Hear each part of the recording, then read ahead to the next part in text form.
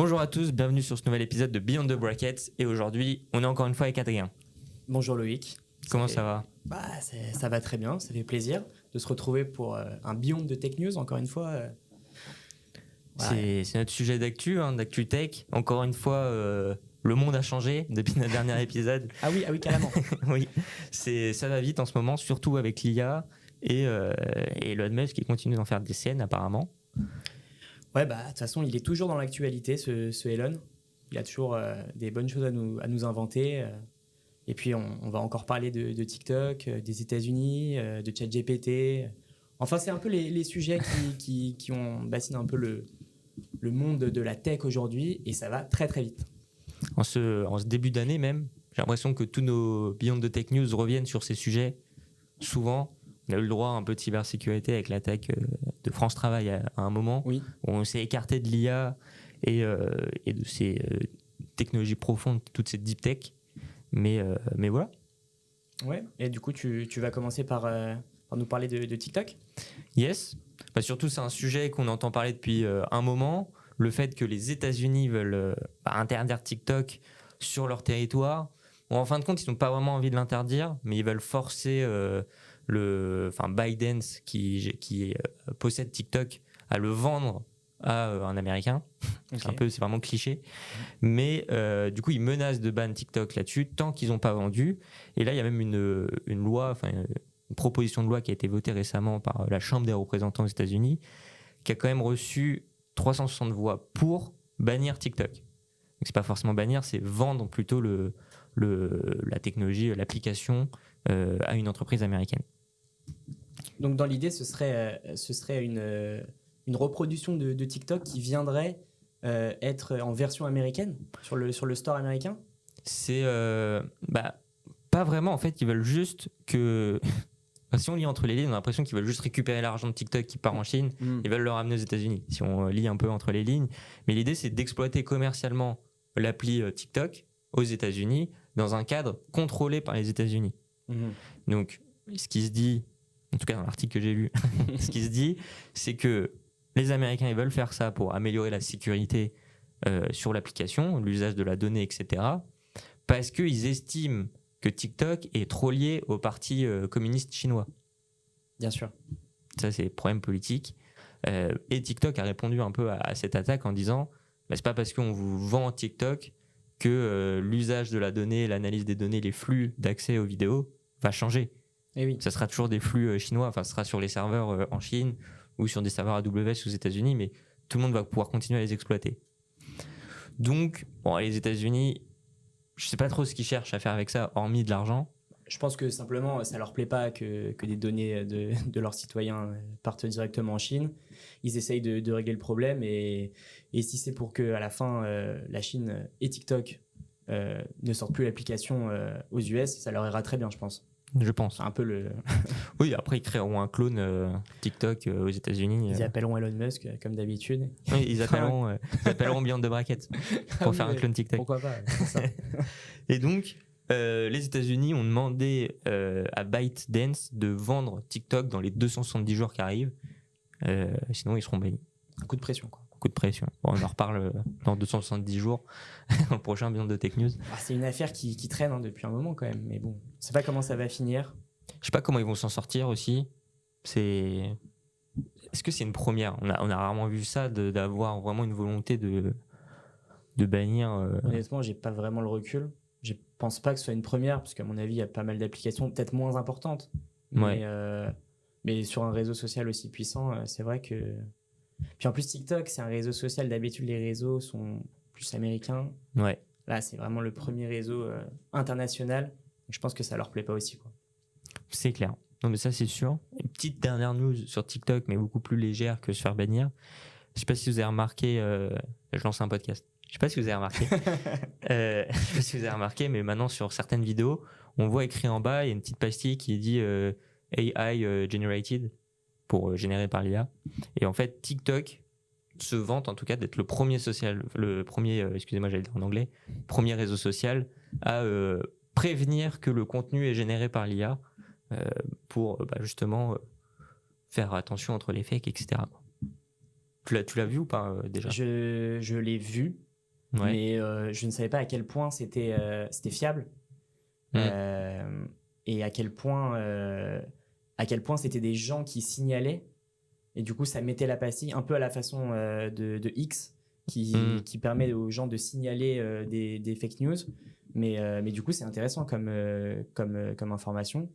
Et pour le coup, c'est super parce qu'on voit tellement de vidéos où on peut se faire avoir aujourd'hui. S'il y a une techno qui permet de le faire, c'est super pour l'avancée de l'IA. En soi, parce que... Bon, ça va réglementer un peu, ça va prévenir l'utilisateur. Après, il y avait des vidéos qui étaient, je trouve, très bien faites avec l'IA.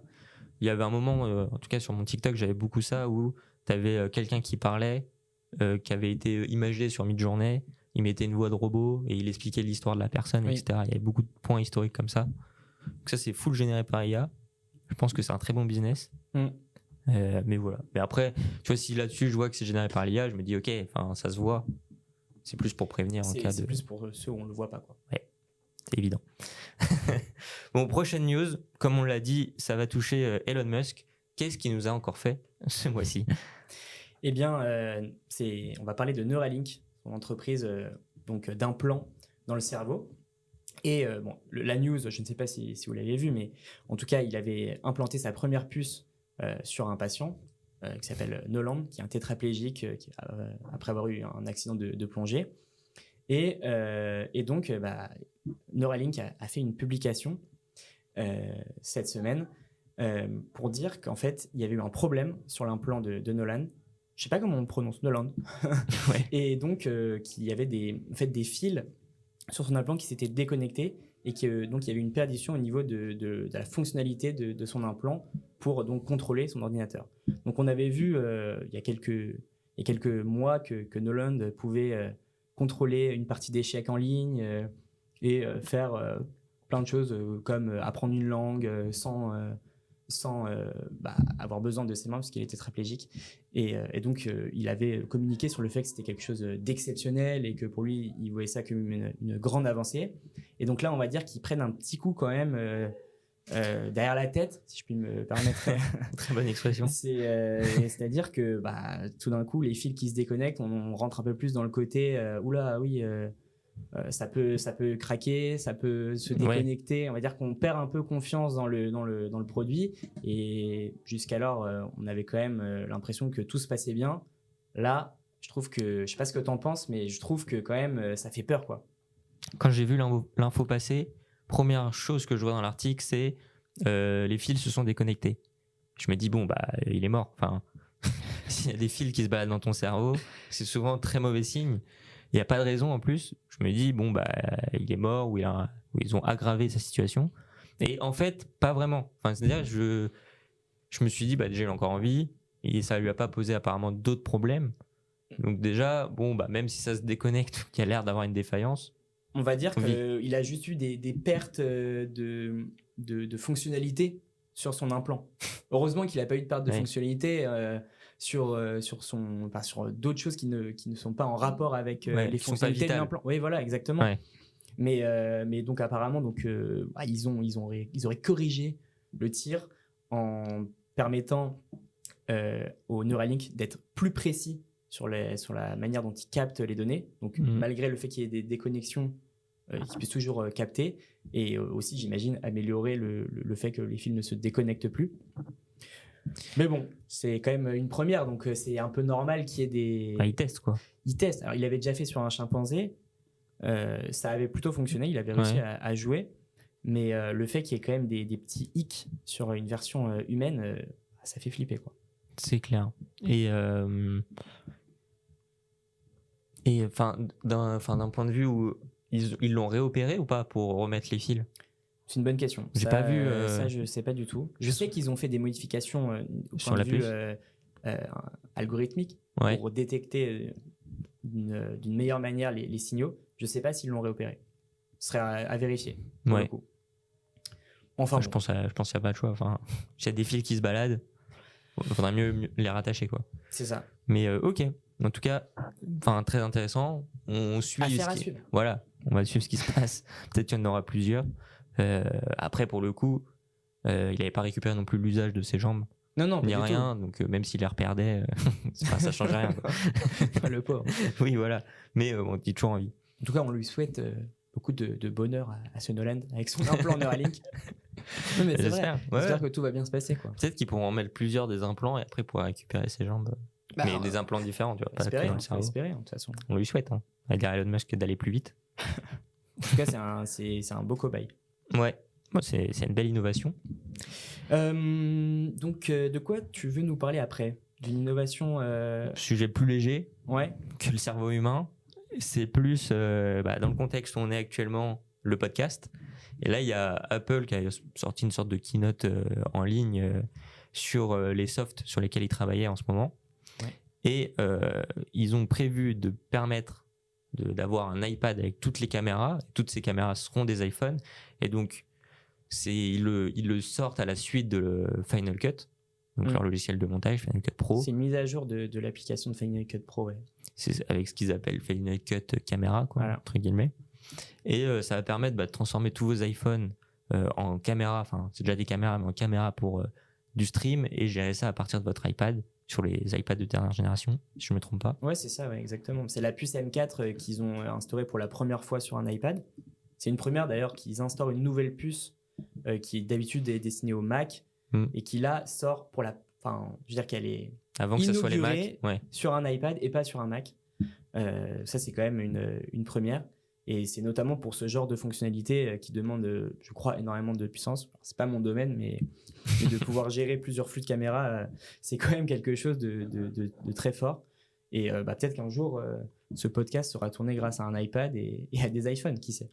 On verra bien. Là, pour ceux qui nous regardent sur YouTube ou qui voient les TikTok, on a changé de studio. Ouais. Qui est beaucoup plus beau, beaucoup plus pro. Donc on a 3 caméras à côté de nous. Et bon, pour le moment, c'est vraiment un matos. Enfin, c'est toute une pièce qui est gérée rien que pour ça. Si on a les iPhones avec l'iPad, ce sera peut-être plus facile, même pour stream. Tu vois, de tout reconnecter sur ton iPad et gérer ton stream. On verra. Affaire à suivre. Encore une fois, hein, toujours affaire à suivre. C'est ça. Peut-être l'achat d'un nouvel iPad pour les podcasts. Écoute, hein. On va passer sur un autre sujet. J'en ai aucune idée de ce que c'est. Vois juste. Mais c'est parce que je suis là pour ça, pour te parler un petit peu du sujet suivant, qui est donc Bluesky. Ouais. Et c'est un concurrent à Twitter. Ok. En fait, depuis qu'Elon Musk a donc racheté Twitter et lancé donc renommé Twitter X, ouais. y a certains utilisateurs de la plateforme X qui ne sont pas satisfaits, qui trouvent notamment que la modération n'est plus bonne, puisqu'on sait que Elon Musk a quand même la volonté de laisser le free speech, mais à son paroxysme, on va dire. Ouais. Et en plus de ça, certains utilisateurs disent que l'ambiance générale sur l'application est quand même assez pesante, qu'il y a quand même beaucoup d'harcèlement, de choses qui sont permises, qui ne devraient pas l'être. Et forcément, il y a des alternatives qui se montrent. Et donc, Bluesky fait partie de cette alternative.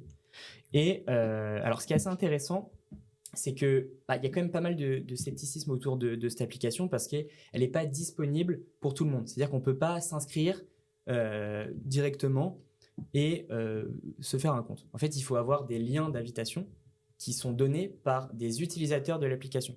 Okay. Et donc, chaque utilisateur va avoir, je crois que c'est 10 liens tous les, je sais plus combien, tous les jours ou tous les mois, j'ai pas vraiment l'info. Et donc, la communauté se monte, mais petit à petit. Et donc, c'est assez intéressant parce que sur cette application, on retrouve un peu une ambiance de chacun est content d'arriver, de pouvoir venir sur l'application. Et c'est vraiment tourné autour de la bonne ambiance et du respect de l'autre, avec une modération qui est quand même assez importante. Et pour le coup, comme c'est un nouveau produit, il y a plein d'usages qui sont disponibles sur X qui ne sont pas disponibles. Par exemple, on ne peut pas publier de GIF. C'est quand même assez embêtant. On ne peut pas publier de vidéos ou de photos. Donc, c'est pur texte, quoi. Voilà. Et donc aujourd'hui, on voit pas mal de médias qui ont besoin de poster des vidéos, des photos pour imager leur info, simplement. Hein. Et donc, ce n'est pas encore possible. Mais petit à petit, les nouvelles fonctionnalités arrivent et on voit que Bluesky monte en puissance. Donc c'est assez intéressant de voir qu'il y a quand même une communauté qui a envie d'être sur un réseau social qui soit bienveillant. Moi, je trouve que c'est une bonne idée. Et voilà, je sais pas ce que tu en penses. Ça t'intéresse, toi, d'avoir ce genre de réseau? C'est une bonne question, parce que X, j'y vais souvent, mais je prête pas attention à ce qui se passe autour de ce qui se passe avec les autres utilisateurs. Je regarde surtout les actus qui m'intéressent. Après, on a tenté Thread d'Instagram. Pour moi, c'est le même principe, peut-être plus évolué. Ça avait l'air un peu plus tranquille comme espace Thread que X en termes d'animosité. Ok, il y en a un nouveau. Pour moi, ça me rappelle Clubhouse, qui était aussi un réseau social où il fallait rentrer par invitation. Ouais. Ça a coulé. Mais est-ce qu'il va pas y avoir le truc de c'est le monde des bisounours, tout le monde s'aime. Je dis pas que tout le monde doit se détester, mais il y a un juste milieu à trouver. Après, je trouve que c'est quand même intéressant parce que c'est une application qui fonctionne en fait aujourd'hui. Donc il y a toujours un côté à se dire est-ce que c'est pas un de plus? Et puis au bout d'un moment, en fait, il y en a un qui prend, on sait pas pourquoi. Et donc à regarder. Hein, mais c'est vraiment la question de ok, un de plus, qu'est-ce qui va se passer? Après, quand TikTok est arrivé, moi je pense que TikTok a eu la chance déjà de racheter Musical.ly qui était leur concurrent pour grossir. Vine n'existait plus à ce moment-là. Donc ils ont remplacé des réseaux sociaux qui sont morts. Donc ça va. Mais là, revenir en phase de X, juste sur la base on va recontrôler, ça va être plus intéressant pour les gens parce qu'on va pas se faire harceler. C'est une grosse promesse. C'est-à-dire qu'il faut que tu aies une grosse équipe de modération si c'est ta proposition de valeur. Je suis curieux de voir ce que ça donne. Mais en tout cas, déjà sur un point de vue pur startup, je trouve ça très cool qui fasse un clone de ce qui existe déjà, mais sans toutes les fonctionnalités, parce qu'ils sont en mode ok, on va prouver le marché, est-ce que déjà des gens sont intéressés? Ok, ils sont intéressés, on va amener fonctionnalité par fonctionnalité, même si ça existe déjà, parce que c'est pas le cas dans tous les projets sur lesquels on travaille. Ouais, en fait ils vendent leur entreprise avec leur vision quoi. Pour eux, ils veulent avoir une communauté bienveillante. Et ils attendent pas d'avoir le produit.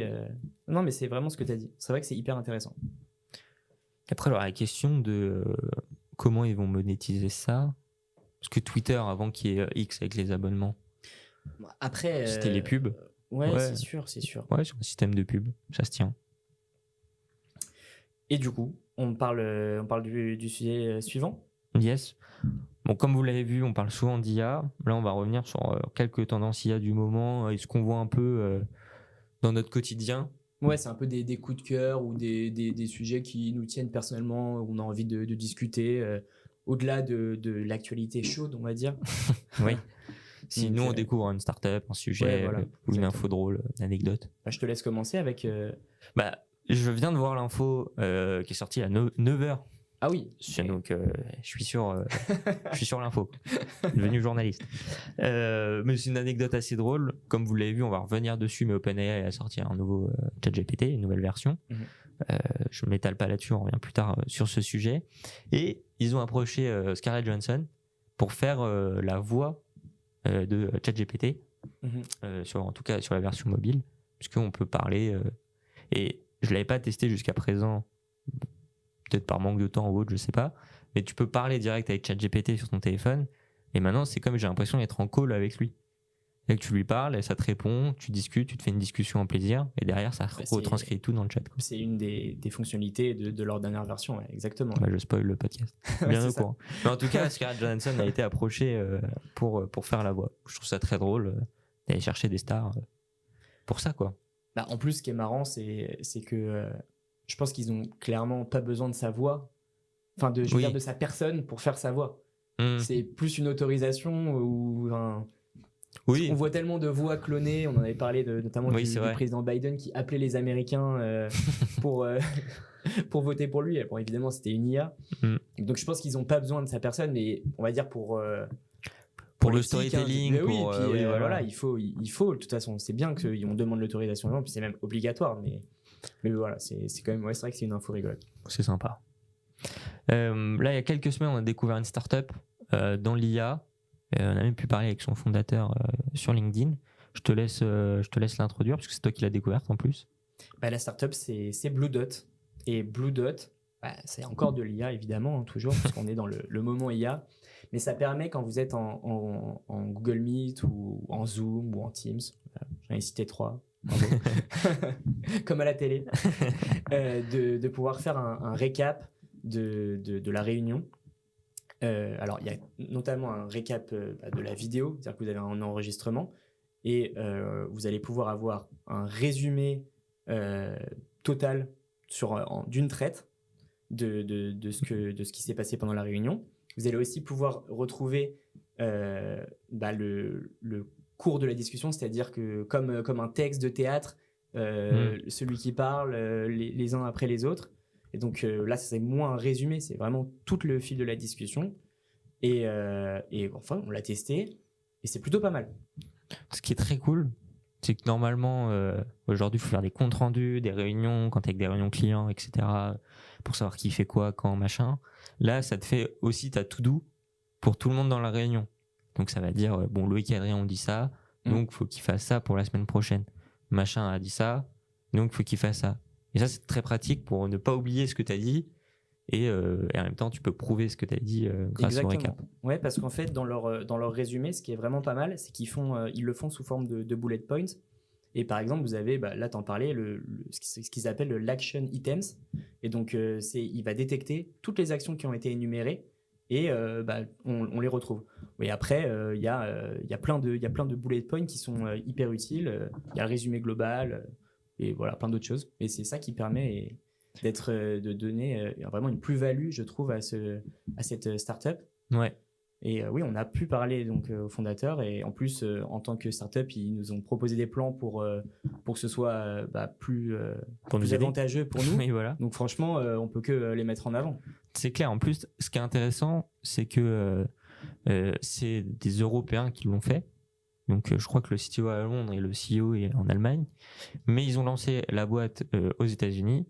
Et avec la connaissance cerveau de l'Europe. Donc c'est très cool de voir ça, de voir des Européens qui arrivent à monter des boîtes.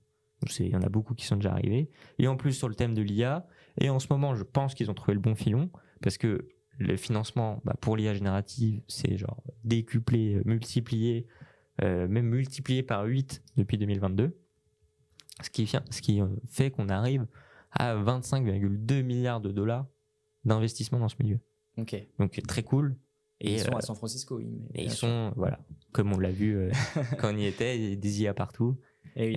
Sur les billboards et tout, il y a toujours une pub pour le dire. C'est sûr que de toute façon, San Francisco, c'est toujours le hub qui est sur la dernière techno du moment et c'est là-bas où les investisseurs sont pour détecter les meilleures boîtes. Donc forcément, ils y sont. Bien joué à eux. Et en revenant sur l'IA, donc on voit que ça augmente, de plus en plus d'applis d'usage dans notre quotidien, et commence à avoir des études qui se font sur comment les gens acceptent l'IA. Et pour toi, combien de personnes à peu près sur 100%, enfin on est sur des pourcentages, se retrouvent nerveux devant l'IA, la montée en puissance de l'IA et ses usages? Je dirais que c'est quand même peut-être une tendance qui va plutôt augmenter ces derniers temps avec l'arrivée de choses qui font peur. Hein. Oui. ChatGPT, ça fait peur déjà à son échelle, mais Neuralink, c'est un truc qui fait encore plus peur. Donc, je sais pas, en vrai, je dirais 75%, quoi. 3 personnes sur 4. Ah ouais. Non, je suis à côté. T'es pessimiste, on va dire. Ok. C'est-à-dire, il n'y a pas autant de personnes qui ont peur. On est autour des 52%. Ok. Donc presque une personne sur 2. Après, c'est on vrai est bon en maths en tout cas. Non, mais après, c'est vrai qu'il faut aussi, il y a un côté où il faut être renseigné et aimer ça, je veux dire, pour avoir peur. Oui. Parce que tout le monde n'a pas connaissance de tout ce qui se passe, parce qu'il y a des gens qui s'en foutent simplement, hein, on va dire. Mais ça, après, tant mieux pour l'IA. Ouais. Après, comme ça reste de la magie, les gens savent pas encore comment très bien l'expliquer. Ça fait qu'ils ont peur parce qu'ils savent pas comment le contrôler, etc. Donc, je pense que ça joue. Après, 52%, j'aurais été curieux de voir à l'époque quand le smartphone sort, est-ce qu'il y en a qui ont peur ou pas? On est au début de quelque chose. Ouais, écoute, c'est ok. J'ai vraiment été pessimiste sur ce coup. Eh ben non. On va passer à notre point d'après, du coup. Yes, le nouveau modèle ChatGPT. Bah je te laisse le prendre. Bah, effectivement, tu as déjà commencé à en parler un petit peu. Donc, ChatGPT a sorti sa nouvelle version qui est ChatGPT 4o, OpenAI, pardon. Et donc, l'une des fonctionnalités majeures, tu l'as dit, c'est qu'on peut maintenant parler avec ChatGPT. Ce modèle. Et avec une latence qui se rapproche le plus d'un humain, de celle d'un humain. Donc en fait, c'est ça qui est incroyable, c'est qu'on n'a pas le côté où ça tourne et on est là à se dire, bon ok, est-ce qu'il va répondre, et puis il répond à côté. Là, on a vraiment une latence qui est très très proche de celle d'un humain et avec des réponses qui sont assez exceptionnelles. On a vu également qu'ils ont lancé la possibilité de pouvoir avoir une communication avec une personne qui ne parle pas la même langue. Et donc, comme la transition se fait pratiquement en temps réel, bah la discussion, même s'il y a un objet informatique entre la discussion, elle est quand même vachement fluide.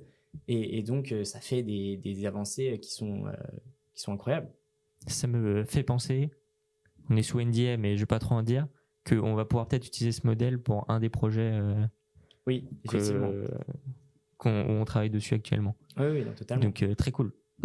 Et ils ont également annoncé la possibilité de pouvoir donc filmer son environnement et simplement demander à ChatGPT qu'est-ce que tu vois autour de moi qui fait du bruit, et s'il y a une enceinte, du coup le ChatGPT répond là tu as ça, tu peux t'approcher.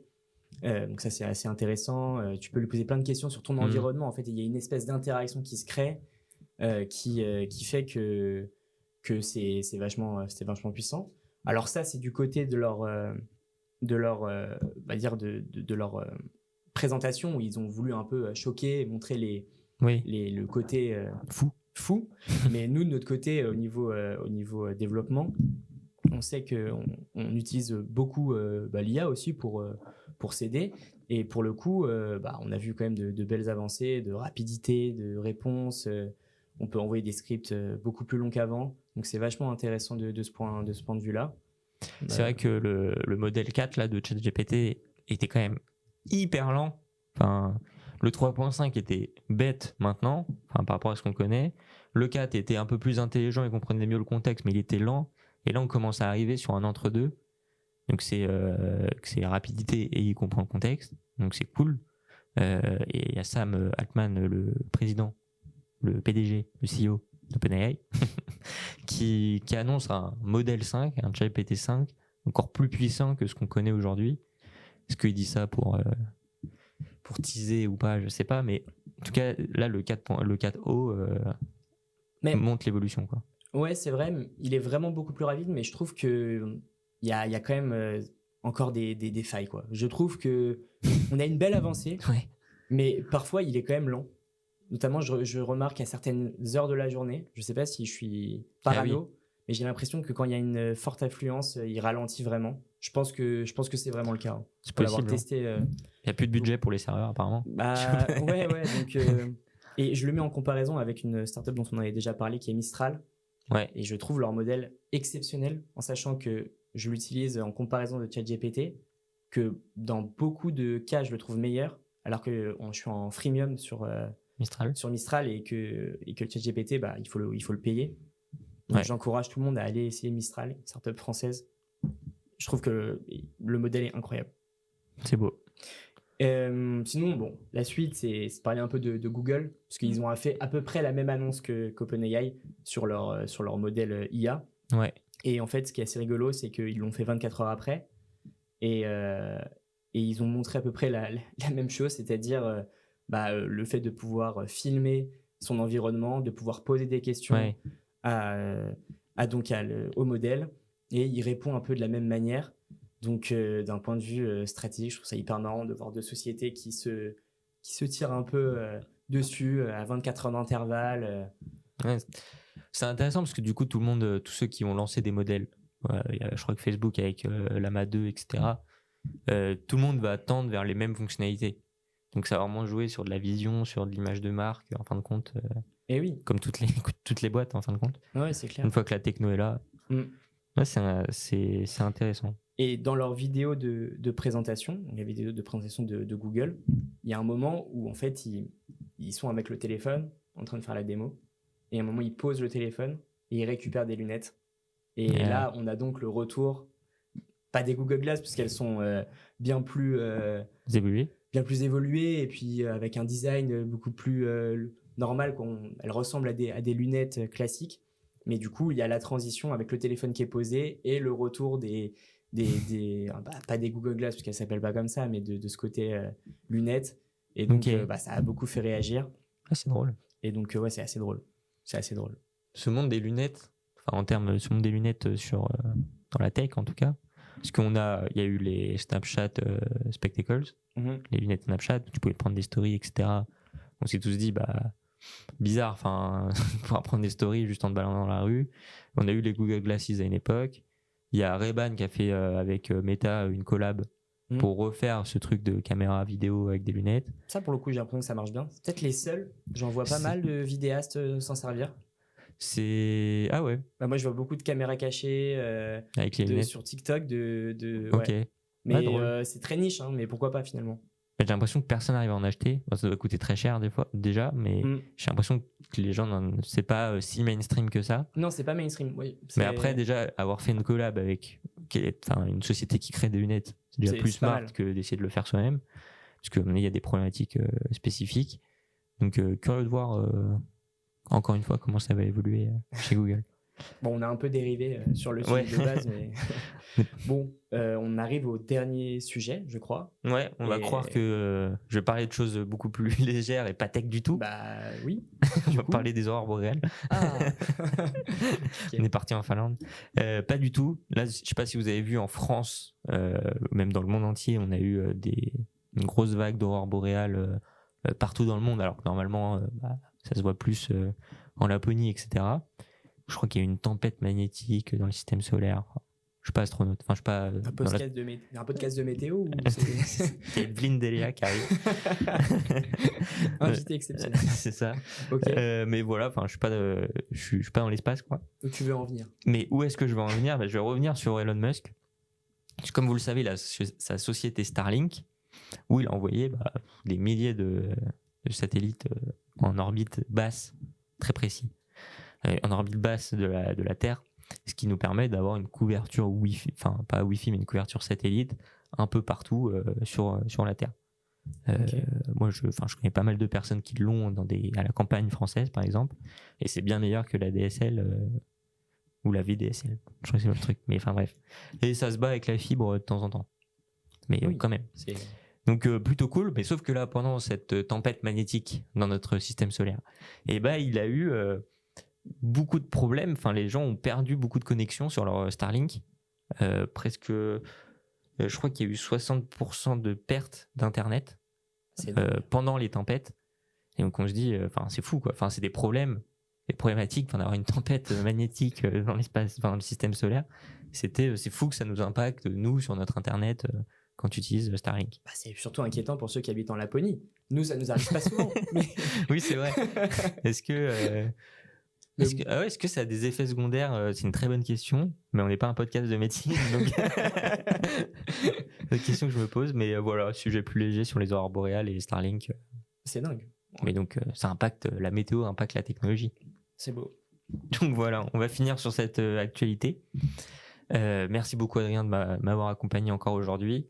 Merci à toi, hein. C'était très sympa d'échanger. Toujours.